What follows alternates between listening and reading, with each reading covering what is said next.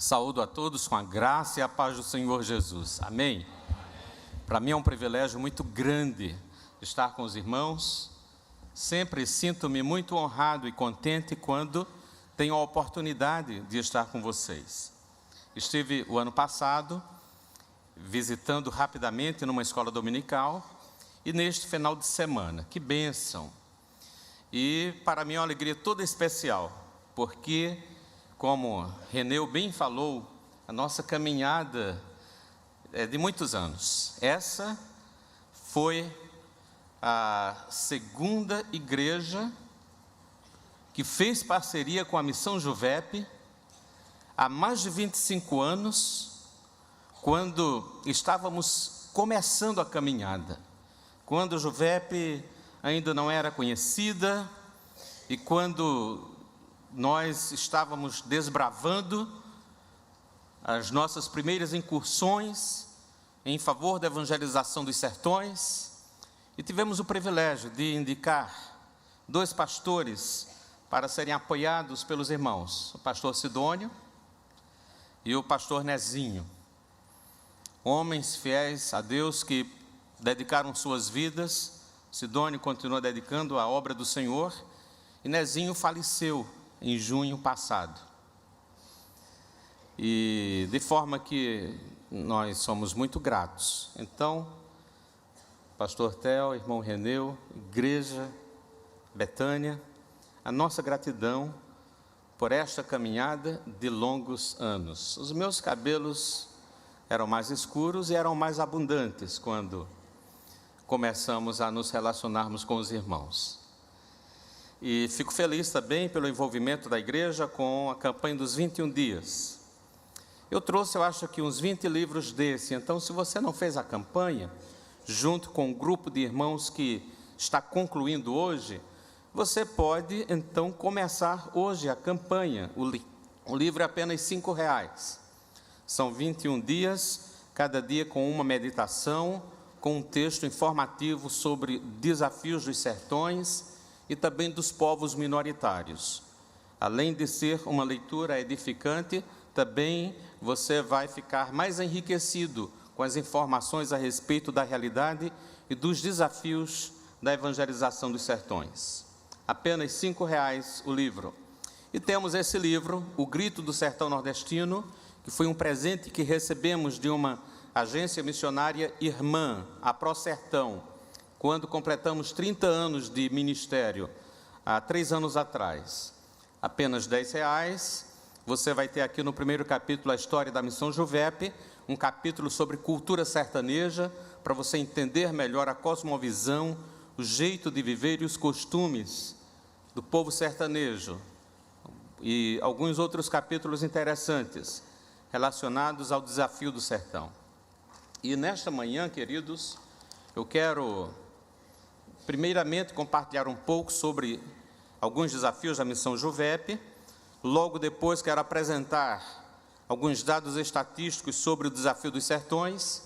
E depois nós vamos abrir nossas Bíblias em Romanos capítulo 15, para meditarmos um pouco sobre aquilo que Deus tem colocado no meu coração neste texto da palavra. Primeiramente, a primeira foto é a foto da minha família, para que vocês possam conhecer.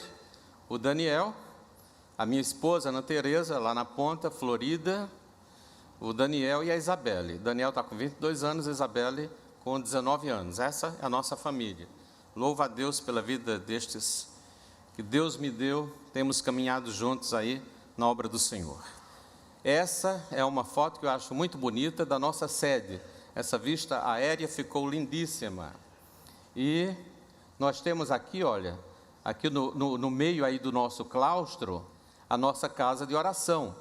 É uma casa típica do sertão, que é o nosso lugar onde diariamente nós nos reunimos nos nossos cultos diários de oração. Nós temos algumas necessidades. Nós estamos desde 2007 nessa sede própria, pela graça de Deus. É um terreno grande, 70 por 200, a 600 metros da beira-mar de uma das melhores praias da grande João Pessoa, bela praia de Intermares. E nós desejamos construir nesse terreno Nós ali temos, irmãos, um alojamento. Nós precisamos de mais um prédio de alojamento desse. Esse prédio de alojamento dá para hospedar até 16 pessoas. E nós temos 2 cursos de internato. O curso de preparo missionário transcultural e também o treinamento do Radical Sertão. E nós estamos, por enquanto, adaptando salas de aula para alojamentos. Estamos com um casal, com um menino de quase 2 anos, morando numa sala de aula. Privacidade prejudicada, é muito difícil. Nós estamos orando para Deus nos dar condições de termos mais um alojamento desse. Esse alojamento tem 2 unidades residenciais, cada uma para até 8 pessoas. Podemos hospedar, então, casal, moças, rapazes, de acordo com a configuração da turma que está sendo treinada, que sempre são configurações diferentes. Às vezes temos mais casais, outras vezes temos mais moças, e desse formato nos ajuda muito, é muito flexível. E nós, então, pedimos oração por essa necessidade. E nós queremos construir também um apartamento, irmãos, que deve ser o lugar mais aconchegante. Um apartamento para missionários que estão precisando de uma semana de repouso, uma semana de férias. Aquele lugar que seja aconchegante, maravilhoso, que o missionário sertanejo, que vive de uma forma tão sacrificada, com tão poucos recursos, debaixo daquele sol causticante, servindo a Deus com fidelidade, e a maioria deles, de forma sacrificial, com um sustento insuficiente. Agora, semana passada, estava conversando com um casal de missionários presbiterianos, sertanejos, que estão em uma cidade muito difícil. Há 8 anos lá plantaram uma igreja, o templo construído, um trabalho maravilhoso. E ele estava me dizendo: irmão Sérgio, há 7 anos que eu não tiro férias. Eu estou no limite do desgaste emocional. Eu e a minha esposa precisamos de férias. E nós então dissemos: olha, queremos te ajudar nisso. E queridos, existem muitos e muitos obreiros, missionários, que necessitam. E nós queremos oferecer, construir, então, neste nosso terreno, um lugarzinho para a gente estar recebendo missionários que passem uma semana, 5 dias de férias. Alguns que estejam naquela exaustão emocional e que precisam não apenas de um lugar de descanso, mas também de pessoas que possam ajudá-lo emocionalmente, ajudando-o a recuperar suas forças, suas energias, sua motivação, sua alegria, para retomar o ministério com todo o empenho, com todo o entusiasmo. E essa é algo assim que o nosso coração tem ficado muito aquecido com este desejo, e oramos então para que Deus nos dê condições para isso. Essa é a equipe atual do Projeto Radical Sertão, que é um projeto exclusivo para o plantio de igrejas na zona rural do sertão nordestino. A Juvep tem 2 programas de plantio de igrejas no sertão. Um deles, voltado, como eu falei, exclusivamente para a zona rural, é esse aí. Na zona rural do Nordeste, nós temos cerca de 6.000 povoados sem presença de igreja. Lugares extremamente carentes de tudo, principalmente do Evangelho. E o Radical Sertão é esta linha de frente que vai naqueles lugares onde a igreja tem tido dificuldade histórica de chegar. E a segunda equipe do Radical Sertão, esta igreja esteve representada pela Juliana Bu, que nos deu a alegria de estar conosco naquela equipe. Inclusive, ela trabalhou junto com a equipe no povoado Ramada, um lugar muito difícil, um povo muito duro para o Evangelho. Durante o ano que o Radical Sertão ficou em Ramada, queridos, não houve de forma efetiva nenhuma conversão genuína. Mas aquela comunidade foi conquistada, a equipe missionária conquistou o coração daquela comunidade. Eu me lembro muito bem do culto, aliás, da despedida. A comunidade se mobilizou e fez uma despedida muito bonita para Bu e as suas colegas que passaram um ano pregando o Evangelho naquele lugar.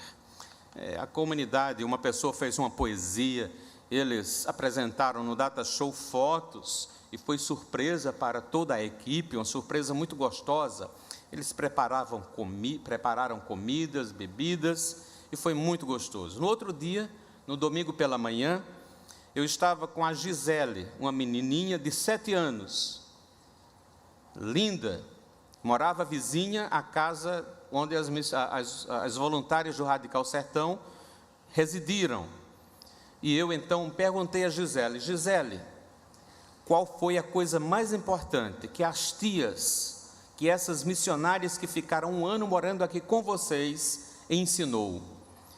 Queridos, eu fui às lágrimas quando Gisele, aos 7 anos de idade, respondeu prontamente, sem pestanejar: tio, o que elas me ensinaram de mais importante é que eu devo amar a Deus acima de todas as coisas. Que coisa linda, irmãos. E no meu coração eu disse: não houve conversão durante esse período, mas elas fizeram o que deveriam fazer. Elas cumpriram a sua missão. Foi muito interessante porque logo após a saída da equipe do Radical, as conversões começaram a acontecer. Em Ramada hoje tem uma igreja com templo construído, um pequeno templo, um grupo de uns 15 irmãos que servem a Deus com fidelidade e continuam pregando o evangelho para que outras pessoas daquele povoado encontrem o Deus verdadeiro. Estamos agora com a 5ª equipe do Radical. Deus levantou, é uma equipe de 10 pessoas. Estamos com uma ex-freira, um ex-traficante e um ex-peão boiadeiro. Gente que o Senhor Jesus alcançou, transformou suas vidas e agora tem chamado para a dedicação à obra missionária durante este tempo no Radical Sertão. E eu peço as suas orações.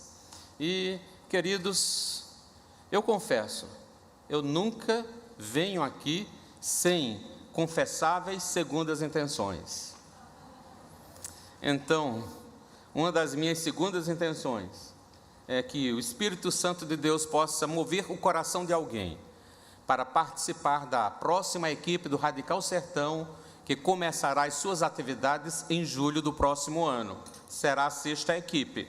A equipe que atualmente estamos treinando, em janeiro irá para o campo e passará de janeiro a dezembro de 2015 do campo missionário em povoados da zona rural. E a próxima equipe começará o seu treinamento e as suas atividades, então, em julho de 2015. E vai para o campo ao longo do ano de 2016. Então, meu querido irmão, você que Deus está tocando no coração, planeje-se.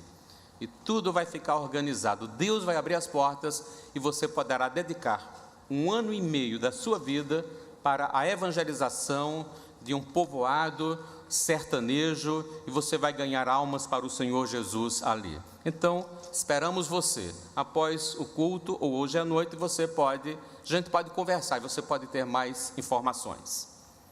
Ok? E essa é a equipe que esteve conosco no último projeto missionário. A Jovep realiza anualmente projetos missionários de impacto nos meses de janeiro e de julho. São de 21 a 24 dias. Recebemos gente de todo o Brasil. E nós já tivemos muitos irmãos daqui da Betânia conosco. Mas nós estamos com saudades. Queremos continuar recebendo. Eu acho que nesses 2 ou 3 últimos nós não tivemos ninguém daqui. Então, queremos receber mais pessoas. E o projeto missionário não é apenas para jovens. É também para pessoas adultas, para idosos que tenham saúde suficiente para estar conosco 24 dias. Esse último projeto, irmãos, foi marcante. Pela primeira vez fizemos o projeto missionário todo em comunidades quilombolas. Foi no sertão de Pernambuco, 3 comunidades quilombolas vizinhas, na zona rural do município de São José do Egito, a mais de 300 quilômetros de Recife. E foi uma experiência marcante. E dentre as experiências mais marcantes, nós tivemos uma que foi muito interessante, pitoresca. Nós estamos, irmãos, há 33 anos trabalhando no sertão. E às vezes a gente vai para o projeto missionário e a gente se pergunta no nosso coração: puxa vida, será que vamos ter alguma experiência diferente? Será que vai acontecer algo novo? Queridos, e não é que Deus criativamente nos deu uma experiência muito interessante nesse projeto? Nós estivemos de 13 a 30 de junho.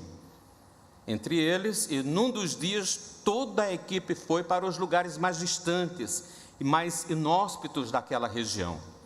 E uma tripla, 2 moças e um rapaz, eles foram para uma determinada região de casas esparsas, casas assim, distantes umas das outras, e o nosso caminhão os deixou naquele caminho, e eles estavam caminhando já uns 10 minutos e não encontraram nenhuma casa, as casas estavam mais adiante, mas de repente um cachorro, um cão vira-lata, salta na frente deles inesperadamente e começa a brincar.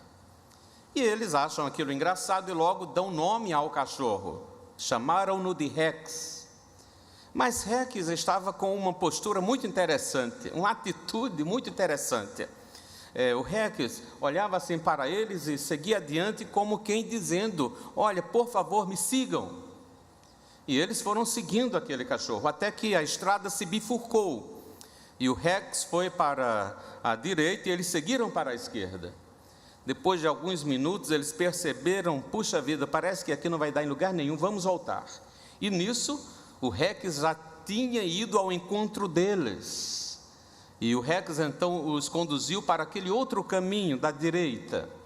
E meus irmãos, o Rex passou por 3 porteiras. E quando chegava naquela porteira, ele parava, olhava para trás, esperava o pessoal se aproximar. Quando a turma se aproximava, ele seguia adiante. Uma atitude assim, irmãos, admirável. Depois de passar por aquelas 3 porteiras, então o caminho se abriu e logo adiante eles viram uma casa. E Rex parava, olhava para trás, esperando por eles, e parou diante daquela casa. Eles bateram palma, alguém veio atender. A primeira pergunta: olha, esse cachorro é de vocês? E o dono da casa disse: não, não é nosso, parece que ele é de um vizinho que mora aqui bem longe, não é nosso. E nessa conversa preliminar, o cãozinho desapareceu, seguiu seu caminho, e aquela tripla entrou, e tinham 7 pessoas naquela casa, e eles pregaram o evangelho, e 4 pessoas em lágrimas, quebrantadas, entregaram suas vidas a Jesus. Foi uma experiência, irmãos, muito interessante e marcante, e nós queremos convidar você. Essa foi a igreja que está sendo concluída esses dias, que foi construída na Vila do Espírito Santo, nessa comunidade quilombola. Nós fizemos agora o projeto missionário, e essa é uma carioca da Gema, a Bebel, missionária, aposentada, viúva, funcionária federal, bom salário. Ela abriu mão de uma vida confortável e perto dos seus 5 netinhos, em Campo Grande, aqui no Rio de Janeiro, para dedicar boa parte da segunda metade da sua vida para a obra missionária no sertão nordestino. Ela trabalhou conosco já há cerca de 5 anos no sertão rural, entre sertanejos, e há 2 anos ela está agora nessa comunidade quilombola. E, queridos, o primeiro convertido da Vila do Espírito Santo foi o líder comunitário chamado Anchieta. Ele era feiticeiro, ele vendia bugigangas de feitiçaria na praça da Vila do Espírito Santo, e Deus transformou de uma forma maravilhosa a sua vida. E Anchieta é aquele homem que foi alcançado pela graça de Deus, que ama profundamente a Jesus e que quer ver o seu povo, os quilombolas, alcançados pelo Evangelho. E, irmãos, o Evangelho transforma o homem, transforma o seu caráter. Anchieta é o líder da associação local já há alguns anos. E essa associação local é quem dá a lista das pessoas para um órgão do governo, para o recebimento de uma dessas bolsas, a Bolsa Agricultura. É uma ajuda que o governo dá para os microagricultores. E, evidentemente, tem que ser pessoas que trabalham com a terra. Mas como em todo o Brasil, infelizmente, as coisas não funcionam bem e tudo é corrupto, ele colocava na lista pessoas que não tinham nada com a agricultura, entre eles o principal comerciante daquela pequena vila e 2 dos seus filhos que moram em São Paulo e trabalham na indústria, mas estavam lá listados e recebiam mensalmente aquela bolsa agricultura do governo. Quando ele então entregou sua vida a Cristo, foi transformado pelo poder de Deus, quando renovou a listagem para o governo, então ele enxugou. Ele então colocou na lista somente os agricultores mesmo. E isso lhe trouxe muitos problemas, porque as pessoas se indispuseram contra ele, gerou inimizade, mas ele, como servo de Deus, ele foi ético, ele foi santo, ele fez o que era certo, louvado seja Deus. É tanto que esse comerciante ficou tão furioso que foi ele quem vendeu o terreno, esse terreno aí da igreja. E ele vendeu o terreno 10 por 20, terreno solto de todos os lados, já na saída da vila, para a estrada que segue para noutra direção. E quando nós estávamos agora em junho, e os pedreiros estavam marcando o terreno para começar a construção, e esse homem que vendeu o terreno disse: olhe, parem porque está tudo errado, a medida não é essa. E o pastor Valdeban, que é o nosso parceiro, é o pastor da igreja parceira do trabalho, em Vila do Espírito Santo, foi conversar então com esse homem que vendeu o terreno. E o homem disse: olha, vocês estão fazendo construção de 10 metros, mas é só 8. E o pastor Valdeban disse: mas meu amigo, olha aqui a escritura está dizendo é 10 por 20, por que você não falou antes? Você me vendeu 10 por 20, nós pagamos um terreno de 10 por 20. E aquele homem disse: isso aí é só papel, isso aí não vale nada, aqui o que vale é a palavra, e a minha palavra é essa, é só 8 metros. Às vezes, irmãos, tem lugares no sertão que funciona assim, e não teve jeito. A igreja o terreno que foi comprado foi 10 por 20, mas efetivamente agora a igreja tem o terreno de 8 por 20, e ficou por isso mesmo. Mas pela graça de Deus, o templo está quase construindo, quase pronto, e estamos fazendo agora a cobertura. A Juvep ajudou, graças a Deus tivemos doações para isso, mas a construção é feita pela própria igreja parceira, que é uma pequena igreja da cidade de Santa Terezinha, nas proximidades, nas vizinhanças, a 15 quilômetros aí da Vila do Espírito Santo. Irmãos, quando o Anchieta foi batizado, se ele fosse presbiteriano ou congregacional como eu, seria mais fácil, mas como ele é da Igreja Brasil para Cristo, e lá não tem rio e o açude secou, então ele teve que cavar um buraco. Ele cavou o buraco exatamente naquele lugar onde ele vendia os produtos de feitiçaria. Fez um buraco grande e colocou um grande plástico, encheu de água, e toda a comunidade veio em peso, porque pela primeira vez houve um batismo de um crente na Vila do Espírito Santo. E ele deu seu testemunho, dizendo a todos: vocês conhecem a minha vida, vocês sabem o que é que eu fazia exatamente neste lugar. Eu vendia produtos de feitiçaria, eu era feiticeiro, vocês sabem muito bem, mas Jesus transformou a minha vida. Eu estou sendo batizado aqui para dar testemunho a todos vocês que o Anchieta que vocês agora veem é um novo homem transformado pelo Evangelho de Jesus Cristo. Queridos, e há muitas comunidades quilombolas pelo Brasil afora. A Juvep, além do foco nos sertões, que continua sendo o nosso principal desafio, nosso principal foco, o sertão urbano. E hoje, o sertão urbano, o nosso foco está nas cidades com até 5% de crentes. E são 196 municípios com até 5% de crentes. E no sertão rural, são mais de 6 mil, ou em torno de 6 mil povoados sem igrejas evangélicas. Então, esse é um desafio muito grande. Mas o outro desafio é a evangelização dos povos minoritários. Indígenas, no Nordeste nós temos 58 tribos indígenas, das quais 31 não são alcançadas pelo Evangelho. O outro povo minoritário são os quilombolas. No Brasil, talvez sejam cerca de 5 mil comunidades. No Nordeste, cerca de 2 mil. As comunidades quilombolas são comunidades afrodescendentes, predominantemente negras, são rurais ou semi-urbanas e a maioria absoluta são paupérrimas.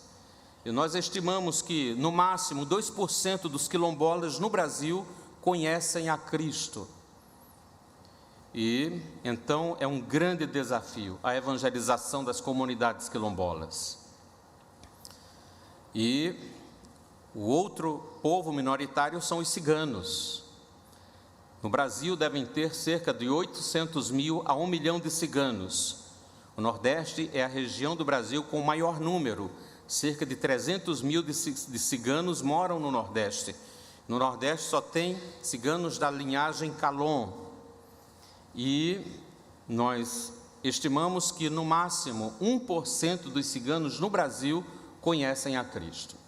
E queridos, sertão urbano, sertão rural, indígenas e principalmente ciganos e quilombolas são focos que a Igreja Evangélica Brasileira, historicamente, tem muita dificuldade de chegar lá. Por onde eu vou pelo Brasil afora, eu faço duas pesquisas. Eu pergunto, quem ora pelo menos uma vez por mês pela salvação dos ciganos? E, meus irmãos, na maioria das vezes, ninguém ora. Semana passada eu estava pregando numa igreja, fiz esta pergunta, e nenhum braço se levantou. E outra pesquisa, quem ora pelo menos uma vez por mês pela salvação dos quilombolas? E também tenho descoberto que a igreja brasileira pouco ora. Pouco ora também porque pouca informação chega a respeito deles. A gente quase que não ouve. E eu quero encorajar os irmãos, para que os irmãos orem. Orem pelos quilombolas, orem pelos ciganos, orem pelos indígenas do Nordeste. Os indígenas do Nordeste são aqueles que têm recebido menos atenção do esforço missionário da igreja. Então, Lucas, aquilo que os irmãos puderem fazer pelos indígenas do Nordeste, nós fazemos um apelo. Os indígenas do Nordeste necessitam de indígenas missionários. Há uma carência muito grande. Então, queridos, que essa igreja possa estar orando. Nós estamos com a missionária presbiteriana, que está na região de São Bento do Una, sertão de Pernambuco, fazendo uma pesquisa em 9 comunidades quilombolas em torno da sua cidade, para definir qual delas ela vai trabalhar, levantar o perfil das demais e vermos qual é a condição do trabalho religioso das outras comunidades, para que a gente possa começar a mobilizar em favor delas. Estamos agora empreendendo também um esforço para fazermos uma pesquisa sobre ciganos na região de Currais Novos, no Rio Grande do Norte, porque lá tem alguns ciganos, e num município vizinho, e nós estamos trabalhando nessas duas frentes.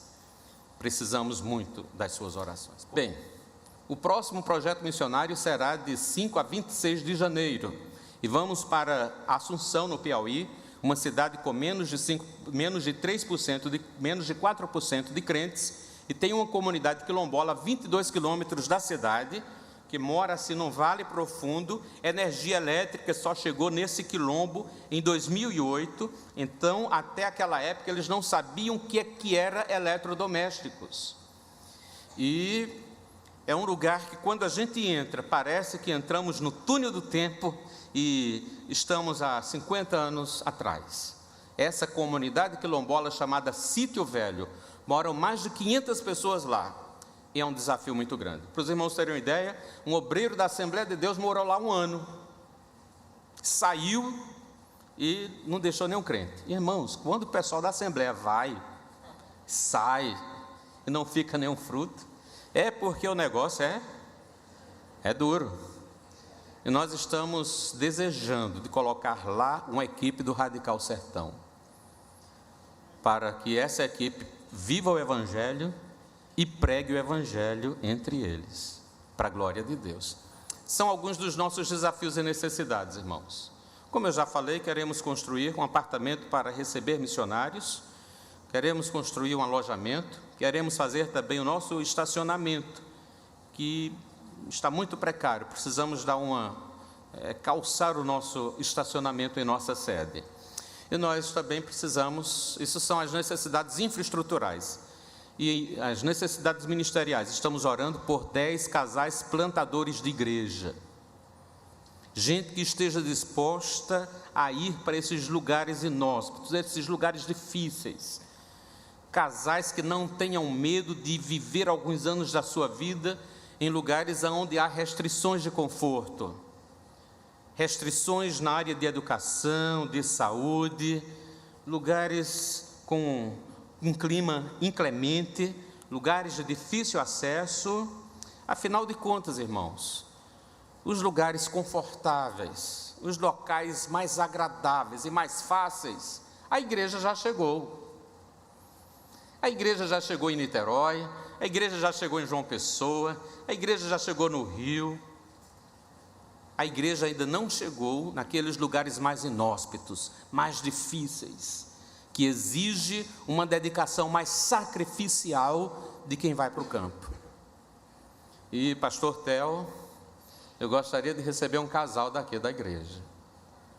Eu tenho orado, irmãos, para que Deus levante gente com boa formação, profissional, médicos, professores, odontólogos,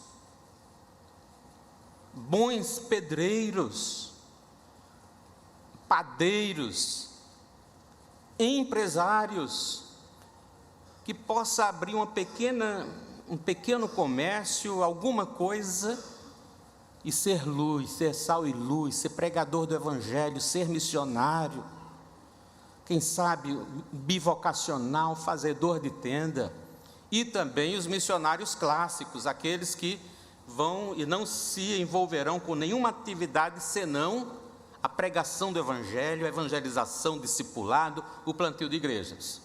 Então nós estamos orando por gente com esses perfis e desejamos, irmãos, e estamos na expectativa de termos gente daqui. Um amigo nosso, Danilo, ele foi ao primeiro Congresso Nordestino de Missões, que nós realizamos em 2002, em Caruaru. Ele era um jovem, recém-ingressado na universidade. Aquele congresso mudou a sua vida e toda a sua trajetória. A partir dali ele dedicou-se para missões. Engenheiro civil, fez o curso numa das melhores universidades de engenharia do país. E eu falo isso com muito orgulho, porque é a Universidade Federal de Campina Grande. Eu sou campinense, irmãos. Nascido em Campina e moro em João Pessoa. Ele fez mestrado, está fazendo doutorado. Ele está focando o seu doutorado em soluções de água para o semiárido. Um engenheiro civil, doutor, ele, por causa da missão, ele está morando na zona rural do Rio Grande do Norte, plantando igrejas lá e dando soluções a partir das barragens subterrâneas, transformando alguns lugares áridos em jardins, em lavouras, coisa linda e maravilhosa. Então, querido irmão, se você tem uma boa formação, se Deus lhe deu assim o privilégio de você estudar, querido irmão, você pode aproveitar, você pode otimizar todos os dons, talentos e capacidades que Deus lhe deu, dedicando ao campo missionário lá no sertão nordestino.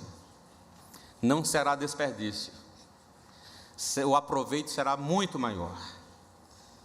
Embora eu reconheça que você pode ser um missionário, ganhador de almas também, no meio acadêmico, na Universidade Federal do Rio de Janeiro, em qualquer lugar você pode ser sal, pode ser luz, pode ser bênção, pode ganhar almas para Jesus. Mas eu quero desafiá-lo a você se dispor nas mãos de Deus para ir para os lugares onde a igreja está mais ausente. Se você sair daqui, eu tenho certeza como um monte de gente poderá ocupar seu lugar e fazer aquilo que você faria aqui. Mas Deus pode lhe tirar daqui para levá-lo para um lugar onde não há nenhum crente, para você dar testemunho e ganhar almas para Jesus ali. Irmãos, algumas informações técnicas para os irmãos assim ficarem atualizados. Olha lá, nós temos aí o Brasil evangélico. O Piauí é o único estado que tem apenas menos de 10% de evangélicos. Vocês podem perceber que aqui o Nordeste é a região do Brasil com os menores percentuais de evangélicos. Aqui é o Brasil rural. Então, o vermelho são os municípios que têm na zona rural um percentual de evangélicos abaixo de 10%. Então, vocês percebam que todos os estados nesta condição são nordestinos. O único que escapa disso é Pernambuco e o Maranhão, que são os estados com a zona rural mais bem evangelizada. E aí, os municípios menos evangelizados de todo o Nordeste, vamos passar agora estado por estado. Então, esses municípios em vermelho são aqueles com menos de 5%. Maranhão, Piauí, Ceará, Rio Grande do Norte, Paraíba, Pernambuco, Alagoas, Sergipe e Bahia. E agora, queridos, encerrando essa parte para entrarmos no texto bíblico, nós vamos passar um clipe. E esse clipe de 5 minutos sobre o projeto missionário de férias. Queremos deixar você com água na boca para reprogramar as suas férias de janeiro ou de julho do próximo ano, ou pelo menos em 2016, para você estar conosco.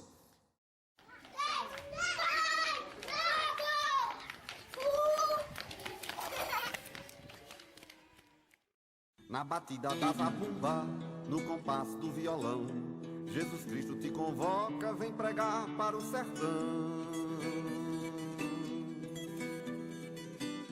Imagina o teu chinelo nas estradas do Nordeste, tu levando as boas novas pro sertão e pro agreste.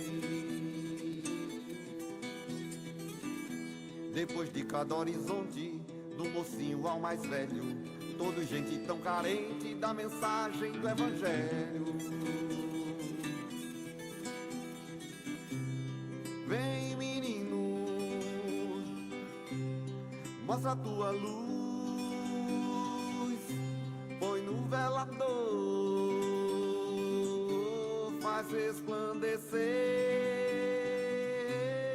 vem sem demora. O projeto missionário da Missão Juvep tem como objetivo plantar igrejas nos municípios do sertão nordestino com menos de 3% de presença evangélica. Ao longo desses 30 anos, nós temos mobilizado mais de 100 voluntários a cada mês de janeiro e julho. Temos alcançado mais de 164 cidades, mais de 70 igrejas plantadas e revitalizadas. Nós entendemos pela leitura do livro de Atos dos Apóstolos que Lucas não encerrou a história da igreja. Hoje, no século 21, nós ainda, a Igreja do Senhor Jesus, precisamos continuar fazendo essa tarefa de levar o Evangelho, o amor de Deus às criaturas. Nós entendemos que o amor de Deus pelo sertanejo é intenso e nós desafiamos a você a vir plantar conosco, a ter uma experiência fantástica de plantar uma igreja no sertão, talvez falando para pessoas que nunca ouviram de Jesus, porque essa é a realidade também do nosso sertão. Venha estar conosco, esperamos você no mês de janeiro ou no mês de julho. Esse é o nosso desafio para você.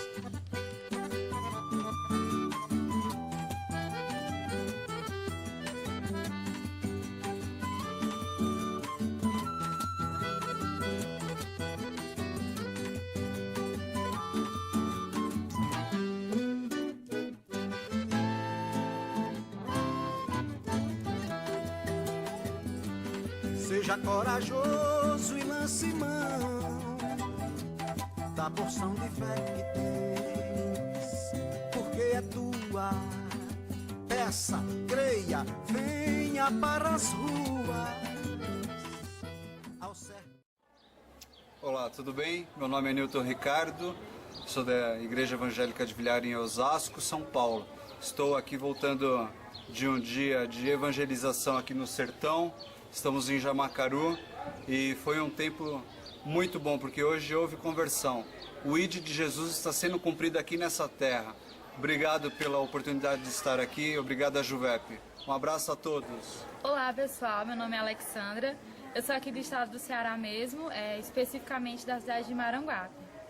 A Juvep está sendo muito bom para mim, as palavras muito boas também, está mudando a minha vida e eu estou transmitindo isso para as outras pessoas aqui da cidade de Jamacaru. Cidade muito linda, faz bastante frio, hoje está fazendo calor, mas bastante bom. E nós estamos evangelizando as pessoas e eu estou crendo que Deus vai operar milagres nessa cidade.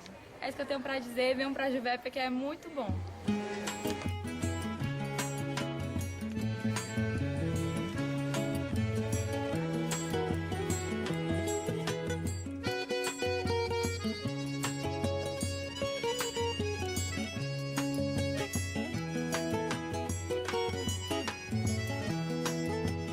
Quem deu com a língua nos dentes fui eu, no dia da abordagem. Você que é pastor ou líder de missões da igreja local, queremos a sua ajuda. A partir do próximo ano, desejamos plantar 2 igrejas a cada janeiro e mais 2 a cada julho. Queremos dobrar o número de novas igrejas a serem plantadas a cada ano.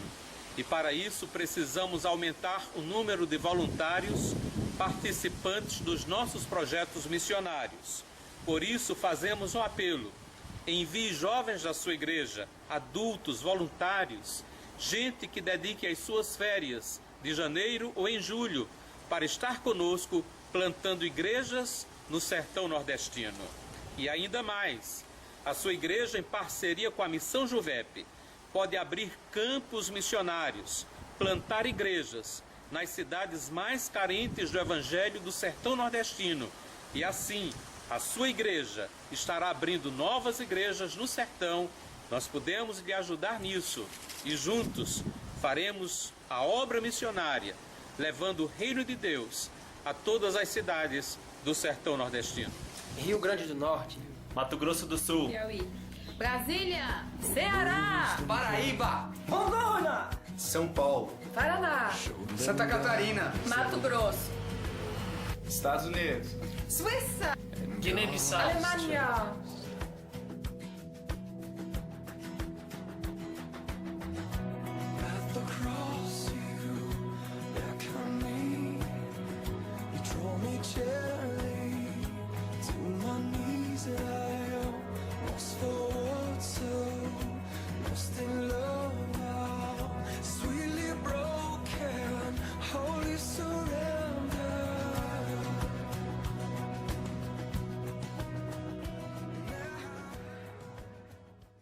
Queridos, vamos ficar de pé, vamos ler a Bíblia, Romanos capítulo 15,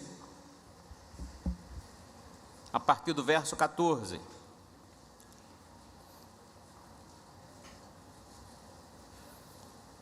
Eu quero estimulá-lo a fazer algo que eu tenho feito nestes últimos anos.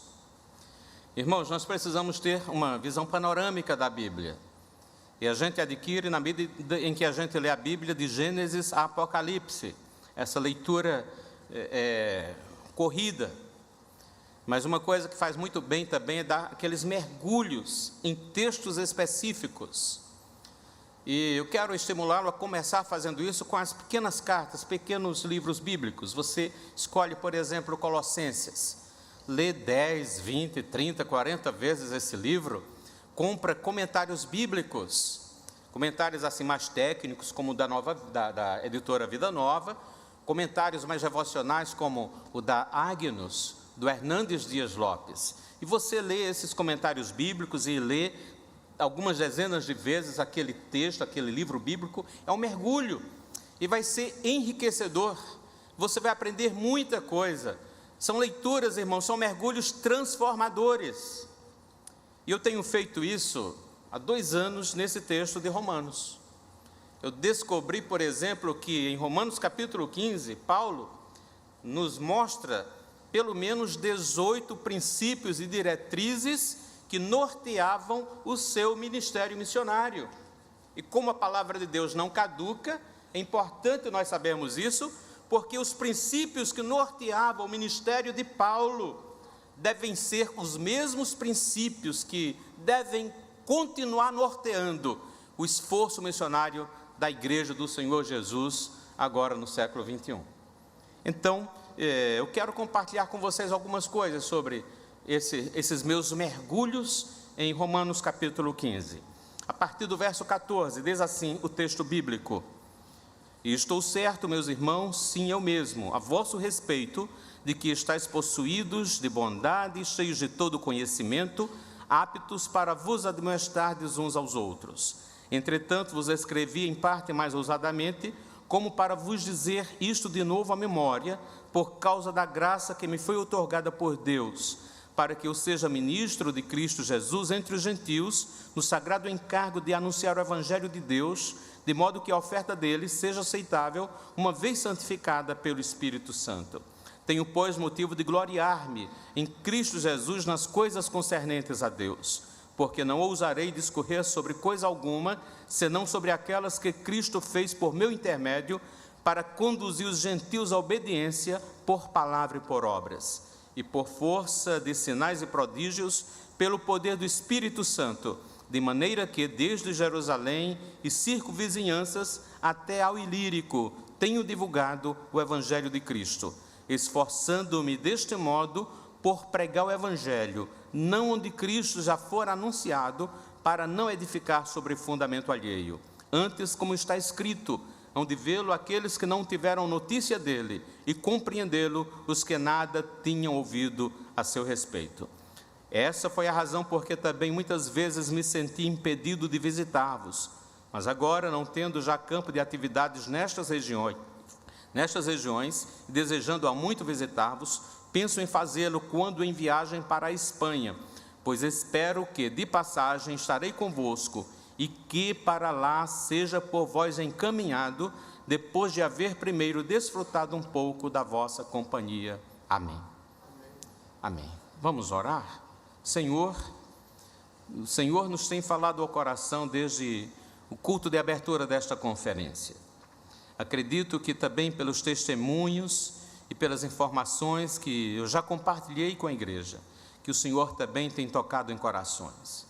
E agora, Senhor, na pregação da Tua palavra, te pedimos que o Senhor, ainda com mais força, poder e graça, fale aos nossos corações, encorajando-nos a fazermos mais, a estarmos, ó Deus, com um empenho e um desejo renovado de continuarmos envolvidos e comprometidos com a evangelização do mundo. Dá-nos a Tua bênção e a Tua graça, em nome de Jesus. Amém. Os irmãos podem sentar.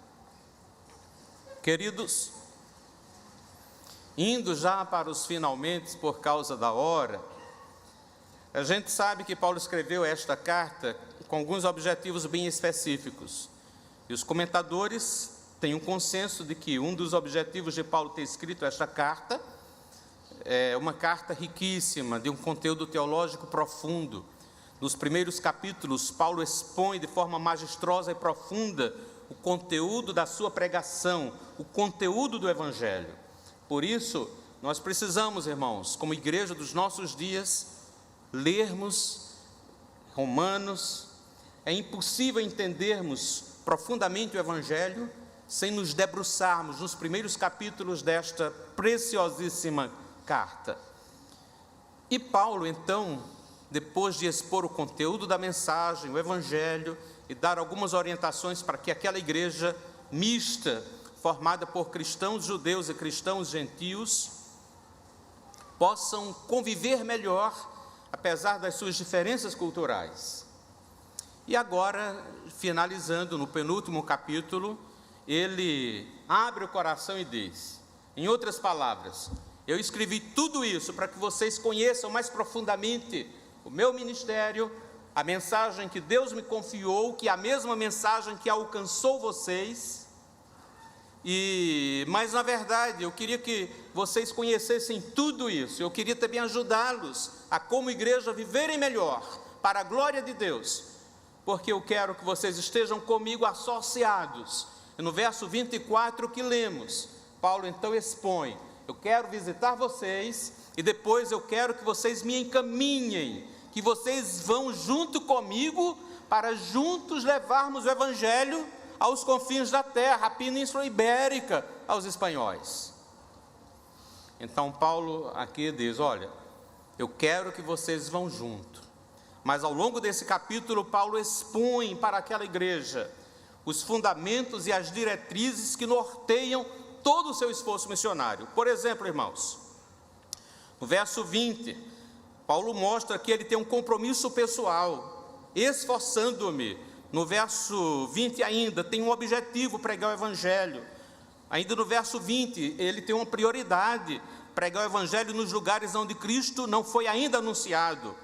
Ainda no verso 21, Paulo mostra que há um fundamento em todo o seu esforço missionário, que este fundamento está na palavra.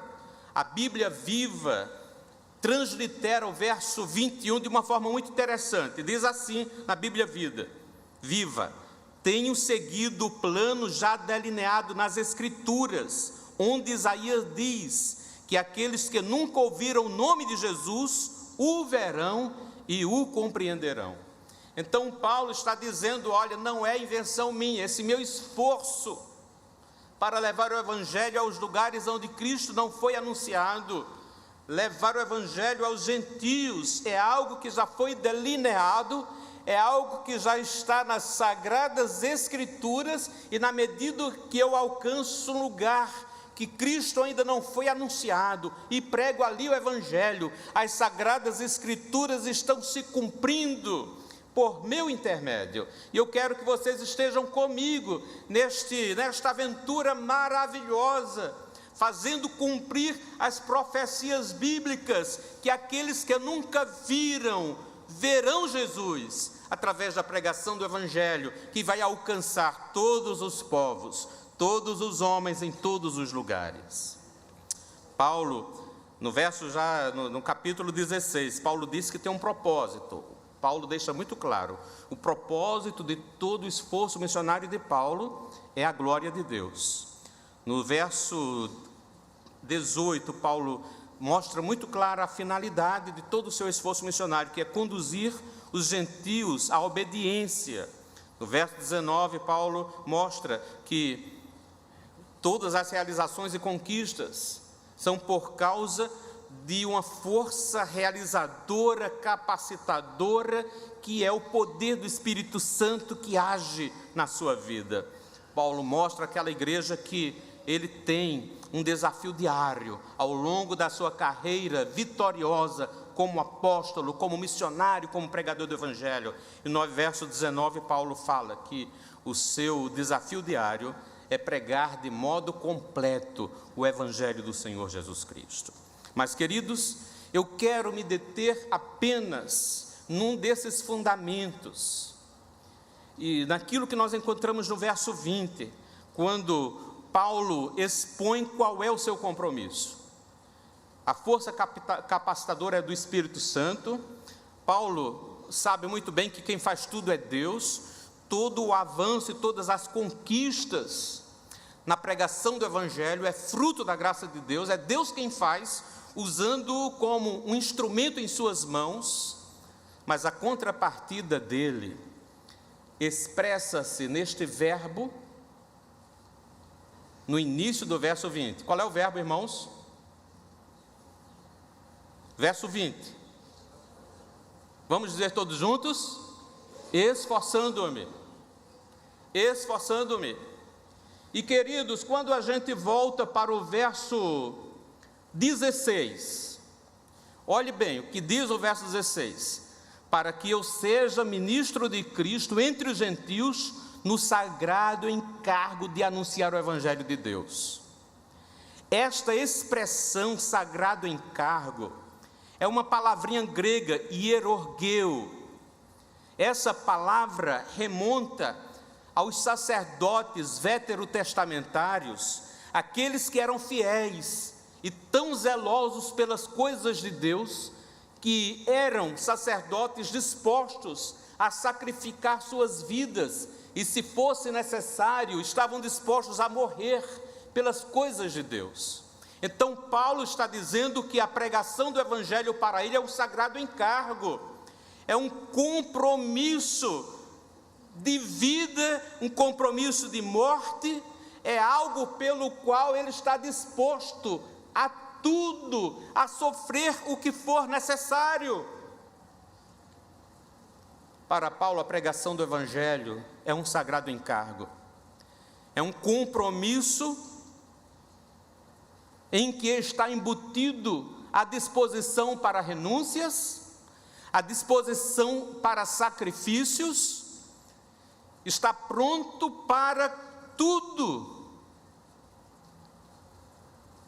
E ele então diz: eu assumi para mim este dever sacerdotal, de levar o Evangelho aos gentios, e a minha prioridade é focar naqueles que nunca ouviram, e para cumprir este meu ministério, este mandato de Deus para a minha vida, eu me esforço. Irmãos, há pelo menos 3 motivos fundamentais pelos quais a gente empenha esforço pessoal. A gente empenha esforço pessoal por tudo pelo que nós desejamos de fato. Eu desejo, eu quero isso, e me esforço, arregaço as mangas e ralo. Mas nós também nos esforçamos comprometidamente, sacrificialmente, quando nós nos comprometemos com uma coisa, quando nós nos comprometemos com algo ou com alguém. Então a gente vai fundo.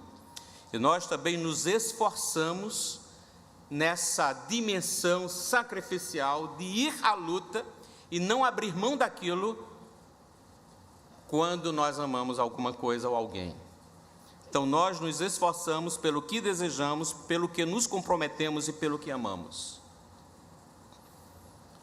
E eu acho que a igreja do Senhor, os crentes dos nossos dias, precisam rever suas prioridades, os desejos íntimos do seu coração, as coisas e as pessoas com quem cada crente está se comprometendo, e precisamos perscrutar os nossos corações para descobrirmos o que na verdade estamos amando.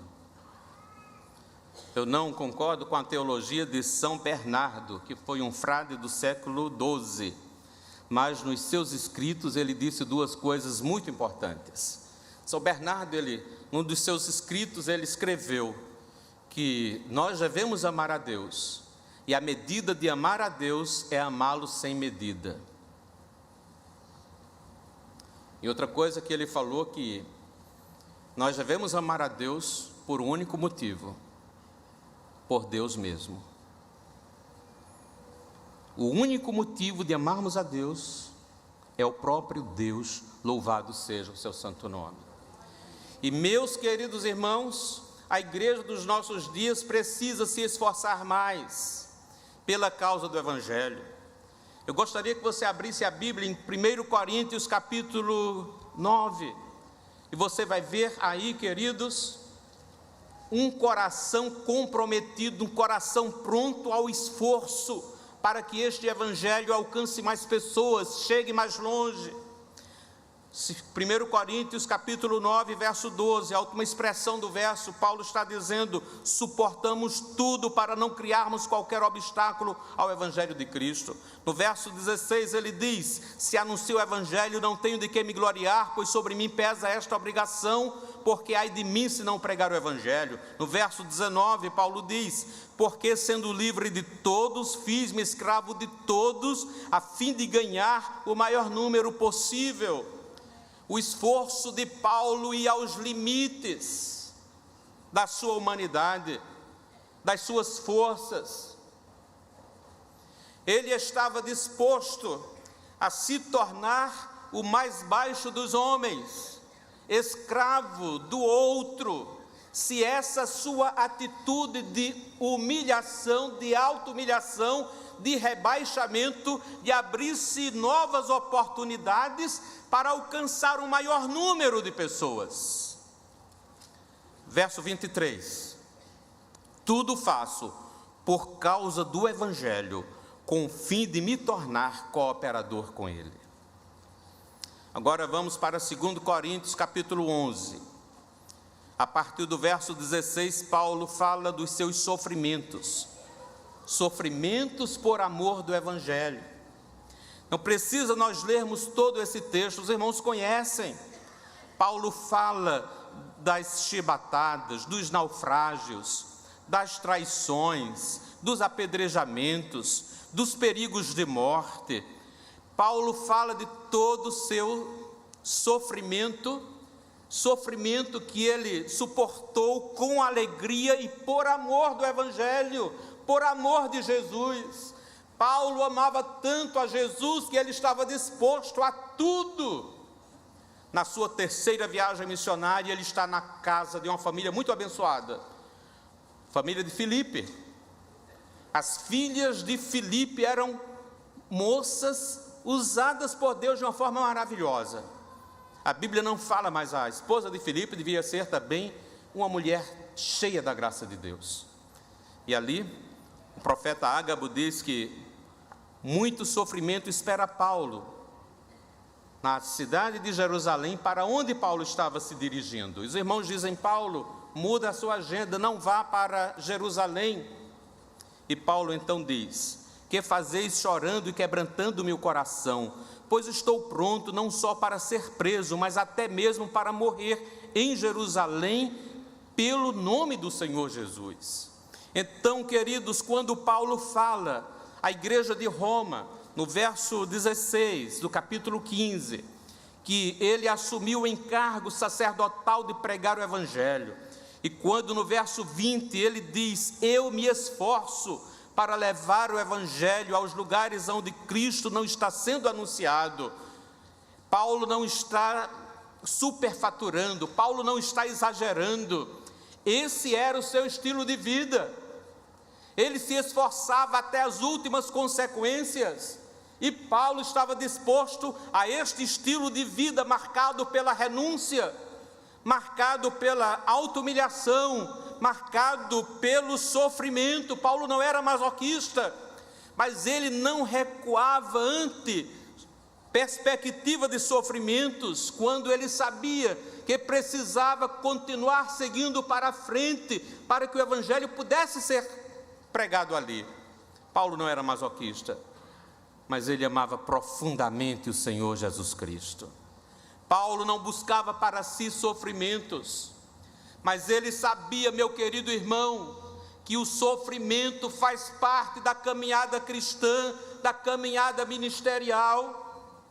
Certamente hoje vamos ouvir um pouco disso, pela experiência que todos nós acompanhamos, do pastor José Dilson e sua família. Mas, meus irmãos, para já irmos à conclusão, os crentes que não vão aos campos missionários, aqueles que não vão como missionários aos sertões, aqueles que não são chamados para ir aos campos que branquejam para a ceifa, nós que somos a maioria, que continuará vivendo na sua cidade, no meio da sua família, usufruindo da comunhão aconchegante da sua igreja, nós também somos desafiados por Deus e pela palavra a darmos, a contribuirmos com o nosso esforço, nos esforçarmos em favor da expansão do Evangelho, da evangelização dos povos, que este Evangelho chegue aos lugares onde Cristo ainda não foi anunciado. E o nosso esforço, meu querido irmão, diferente dos missionários que largam tudo e vão para lugares distantes, suportar outra cultura, outra culinária, às vezes momentos de solidão e de lutas. Nós que nunca sairemos da nossa cidade, que continuaremos usufruindo a comunhão dos santos na nossa igreja, nós devemos nos esforçar também. Nos esforçarmos com a nossa vida de santidade, nos esforçarmos com a nossa disposição e dedicação à oração e com as nossas finanças. Muitas vezes, irmãos, nós não nos esforçamos em favor da evangelização do mundo. Nós contribuímos com aquilo que nos é cômodo. Nós contribuímos de uma maneira que não ficaremos apertados, não precisamos renunciar nada. Mas também, queridos irmãos, nós precisamos dar a nossa cota de esforço sacrificial. Se amamos a Deus, se queremos ver Jesus conhecido. E aí eu já compartilhei com os irmãos a respeito de uma irmã querida. Faleceu em 2009, aos 88 anos, Dona Maria Ferraz. Em 1975, quando eu tive meu encontro com Deus, ela estava naquela reunião de oração debaixo de uma frondosa mangueira. E desde então ela assumiu o compromisso de orar por mim e depois pela missão Juvep. Dona Maria Ferraz, uma mulher, funcionária pública federal, ela entendeu que na verdade ela era peregrina aqui na terra. O seu verdadeiro lar não é este, não é o nosso verdadeiro lar. Nós estamos aqui passando o menor tempo da nossa existência. Nós estamos aqui para vivermos míseros 80, 90, 100 anos. Porque os incontilhões de anos que nos aguardam, nós viveremos na Jerusalém celestial, naquele lugar maravilhoso, onde não há choro, onde não há lágrimas, onde não há dor, aonde nós não precisaremos da luz do sol, porque a glória de Deus iluminará permanentemente aquele lugar do dia eterno. Louvado seja Deus. Queridos, resgatando a nossa identidade, o que na verdade somos, peregrinos nesta terra, nós precisamos viver muito mais em função da eternidade do que em função das temporalidades, das coisas desta terra. Precisamos ser pais de família, mães de família responsáveis. Precisamos nos dedicarmos aos nossos filhos, encaminhá-los bem, precisamos dar a eles o suporte que necessitam. Nós podemos, de forma legítima, usufruir da renda que Deus nos tem dado. O grande desafio é usufruirmos na medida certa. John Piper, num dos seus escritos, ele diz: se nós ganhamos $5.000, nós não precisamos viver uma vida de $5.000. Dona Maria Ferraz, ela ganhava e ela podia viver esse nível de vida. Ela vivia nesse nível, irmãos. Ela enxugou o seu estilo de vida. Ela simplificou. E com isso, com essa economia, ela dispunha de mais recursos para a obra missionária. E o nosso esforço, meu querido irmão, é nesta direção. Se você não foi chamado para ir para o campo, o esforço que Deus quer de você é de dedicação de tempo para a oração e dedicação de finanças com um coração mais generoso. Quero salientar, precisamos ser pessoas responsáveis e podemos usufruir com graça, alegria e gratidão da renda que Deus está nos dando. Mas precisamos compreender que somos peregrinos nesta terra. Precisamos compreender que há algo maior, mais importante. Precisamos nos lembrar da recomendação, do lamento e da reclamação de Deus através do profeta. Por que gastais o dinheiro naquilo que não é pão, que não satisfaz? Que não satisfaz.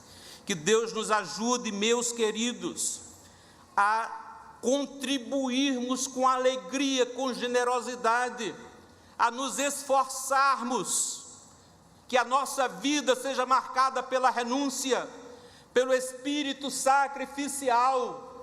Este foi o estilo de vida de Jesus, foi o estilo de vida de Paulo, o estilo de vida de tantos santos ao longo da história da igreja, através dos quais o Evangelho pôde avançar, chegar em lugares distantes, inóspitos. E queridos, em pleno século 21, ao olharmos o globo, nós ainda encontramos 1/3 da população mundial que continua não alcançada pelo Evangelho. Ao olharmos para o Brasil, ciganos, quilombolas, indígenas e sertanejos, muitos deles também não alcançados pelo Evangelho. E essa mudança continuará sendo muito lenta, se nós não pedirmos a Deus a graça de nos esforçarmos, de assumirmos o dever sacerdotal, de contribuirmos pessoalmente em favor da evangelização daqueles que nunca ouviram de Cristo. Precisamos abrir mão, consagrar nossos filhos. Nós, como pais, o maior desejo do nosso coração deveria ser que Deus chame os nossos filhos para os campos missionários.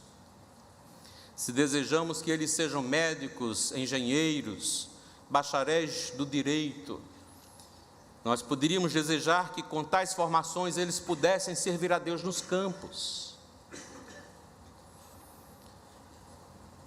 Nós devemos acalentar nos nossos corações a exuberante e incontida alegria de, mesmo não saindo da nossa cidade, podermos contribuir sacrificialmente para que este Evangelho continue avançando, no envio de novos missionários, no sustento digno daqueles que estão no campo, para que continuem glorificando a Deus e exaltando o seu santo nome, levando o Evangelho.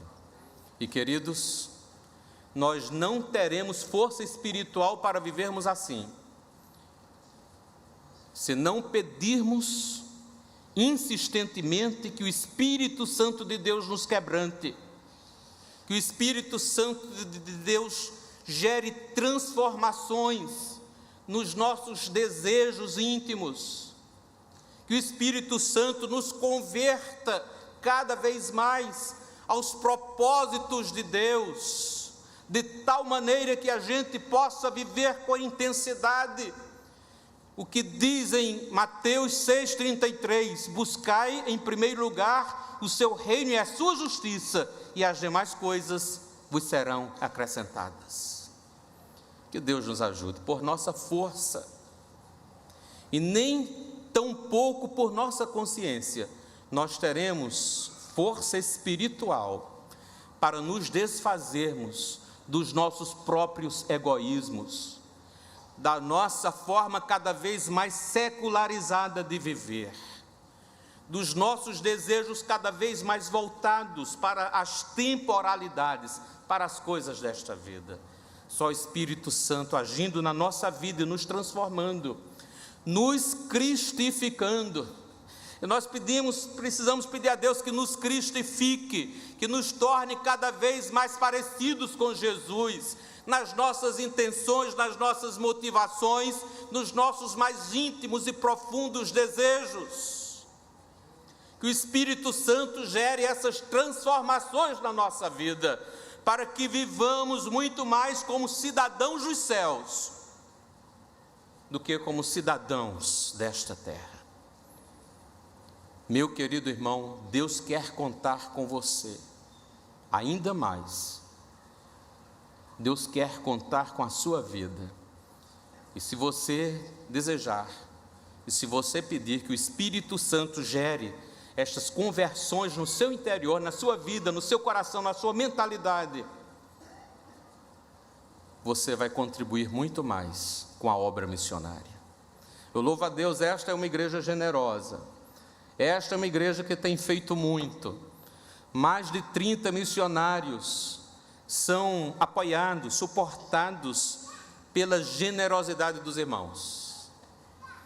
Mas eu confesso que esta igreja pode fazer mais. Os irmãos podem fazer mais, na medida em que se colocarem, se entregarem a Deus, nesta mesma intenção do coração de Paulo, esforçando-me. Os irmãos vão descobrir que podem fazer mais. Nós podemos construir menos aqui para construir mais para a eternidade. Nós podemos diminuir certas coisas que gozamos aqui para deixarmos para gozar mais lá na eternidade. Que Deus nos ajude, que Deus nos abençoe, que essas marcas de um cristianismo bíblico, as marcas de uma vida de renúncia, as marcas de uma vida disposta ao sacrifício, as marcas de uma vida simples, uma vida abnegada, uma vida que vive muito mais para o outro do que para si mesmo, que possam marcar nossas vidas e que o Espírito Santo assim possa aumentar as possibilidades de fazermos cada vez mais para o Evangelho. Eu quero convidar você para ficar de pé e lermos juntos 1 Coríntios capítulo 15, verso 5. E depois desta leitura eu quero orar com você. 2 Coríntios 5, 15. 2 Coríntios 5, 15. Esforçando-me. Meu querido, não viva uma vida cristã folgada. Não faça para Deus apenas aquilo que lhe é confortável. Esteja disposto a sair da zona do conforto, a viver uma vida com marcas mais profundas do Evangelho, com a dedicação semelhante à dedicação de Jesus, de Paulo, de grandes servos de Deus ao longo da história. Vamos ler juntos, 2 Coríntios 5, 15. E ele morreu por todos, para que os que vivem não vivam mais para si mesmos, mas para aquele que por eles morreu e ressuscitou. Vamos ler mais uma vez, já está aí nas telas, vamos ler pausadamente. E ele morreu por todos, para que os que vivem não vivam mais para si mesmos, mas para aquele que por eles morreu e ressuscitou. A vida cristã é uma vida de compromissos radicais. Que Deus nos dê a graça para vivermos radicalmente em favor da glória de Deus e da exaltação de Cristo entre todos os povos da terra, dos sertões a todas as nações. Oremos, irmãos, oremos por nós mesmos. Senhor Deus, nós nos colocamos diante de Ti. Por Tua palavra, hoje o Senhor nos lembra que esperas de nós um esforço maior em favor da causa gloriosa da evangelização do mundo. Senhor, o estilo de vida que a igreja brasileira vive é um estilo de vida tão diferente desse ideal cristão. É um estilo de vida tão diferente do modelo de Jesus Cristo, do modelo de Paulo, do modelo que os santos homens e mulheres de Deus deixaram registrados na história e que deveriam inspirar-nos. Nós te pedimos, Senhor, que Tu nos perdoes e que Tu nos ajudes a andarmos na contramão daquilo que vive hoje na igreja brasileira. Ó Deus, nos ajuda para a glória do Teu nome. Eu quero Te agradecer por esta igreja que tem sido zelosa pela sã doutrina. Esta igreja que tem se empenhado historicamente pela evangelização do mundo. Mas, Senhor, eu quero Te pedir por ela. Quero Te pedir pelos seus membros e congregados. Eu quero Te pedir por minha própria vida, porque isto que nesta noite eu preguei por Tua graça é um desafio para mim mesmo. E como eu vi certa vez um servo de Teu orando, eu também faço para mim esta oração, que Tu me ajudes para que eu possa viver à altura da pregação que tu me concedes. Concede-me esta graça, para a glória do teu santo nome. Concede a cada um de nós esta graça, de vivermos este evangelho de forma efusiva, exuberante, celebrativa. Senhor, Paulo estava ali na prisão, e foi na prisão que ele escreveu a carta mais alegre, a carta mais celebrativa, a carta dos Filipenses, porque, Senhor, o sacrifício, a renúncia, feita pela mais nobre das causas, não gera peso, não gera murmuração, não nos deixa cabisbaixos, mas sacrifícios e renúncias feitas pela mais nobre de todas as causas, pela causa do Evangelho, para que Cristo seja exaltado entre todos os povos da terra. São sacrifícios e renúncias que são marcadas e misturadas por uma profunda alegria. Louvado seja o teu santo nome. E nós queremos, Senhor, usufruirmos desta alegria diferente, desta alegria numa dimensão que as pessoas deste mundo não conhecem e nunca poderão experimentar, porque é uma alegria gerada pelo Espírito Santo nos corações daqueles que a ti se dedicam, reconhecendo que foram comprados por um alto preço. E como o texto que lemos agora, uma vez que fomos comprados, não nos pertencemos mais, não somos mais de nós mesmos, e não estamos aqui para vivermos para o nosso agrado, para o nosso próprio deleite. Estamos aqui para vivermos para a glória de Jesus. Nós somos peregrinos nesta terra, nós somos muito mais cidadãos dos céus do que cidadãos terrenos. E te louvamos, Deus, porque o Senhor nos dá esta peregrinação aqui por tão poucos anos. E te louvamos por toda a eternidade que nos aguarda no céu de glória. Louvado seja o teu nome. Nos ajuda, Senhor, nos converte a ti mais. Converte o nosso coração, converte as nossas motivações, santifica os desejos da nossa alma, santifica, Senhor, em nome de Jesus. Se tu nos santificares por tua graça, se tu nos converteres por tua graça, Senhor, o nosso estilo de vida mudará, nosso coração será mais generoso, seremos semelhantes àqueles irmãos da Macedônia, que deram sacrificialmente, deram além das suas posses, para abençoar os crentes da Judéia. Senhor, nos ajuda, Pai, para a glória do teu santo nome, a vivermos este evangelho de forma exuberante, de forma profunda, o evangelho puro e simples de Jesus Cristo, para a tua glória, em nome de Jesus. Amém. Amém.